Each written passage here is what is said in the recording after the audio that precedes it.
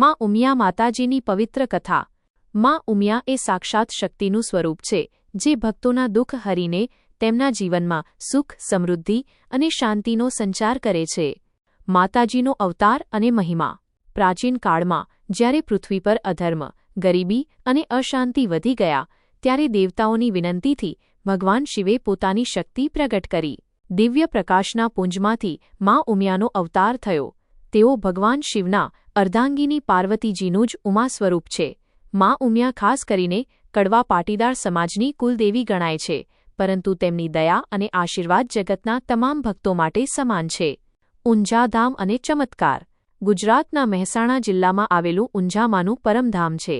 લોકવાયકા મુજબ જ્યારે આ પ્રદેશ દુષ્કાળની ઝપેટમાં હતો અને લોકો પાણી વિના ટળવળતા હતા, ત્યારે ભક્તોની આંતરડી ઠારવા માટે માતાજીએ મેઘરાજાને આદેશ આપ્યો અને ધરતી લીલીછમ બનાવી દીધી। આ ઉપકારના પ્રતીક રૂપે ભક્તોએ ત્યાં ભવ્ય મંદિરનું નિર્માણ કર્યું। વાર્તા મુજબ માતાજીના બે સચોટ પરચા પ્રચલિત છે। 1. ગરીબ ખેડૂતની ભક્તિ। એક નિઃસહાય ખેડૂતની અતૂટ શ્રદ્ધા જોઈને માતાજીએ તેને સ્વપ્નમાં દર્શન દીધા અને તેના ખેતરમાંથી સુવર્ણ પ્રાપ્ત કરાવી તેની દરિદ્રતા દૂર કરી।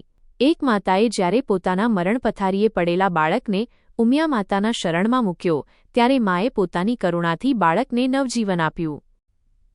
આ કથાનો સંદેશ। માતાજી હંમેશા કહે છે કે જે ભક્ત સાચા હૃદયથી મને પોકારે છે, હું તેને ક્યારેય નિરાશ કરતી નથી। ભલે ગમે તેવી સમસ્યા હોય, લગ્નમાં વિલંબ, વેપારમાં ખોટ કે બીમારી, માની ભક્તિ દરેક મુશ્કેલીમાં માર્ગ બતાવે છે। આ કથા આપણને 3 વાતો શીખવે છે।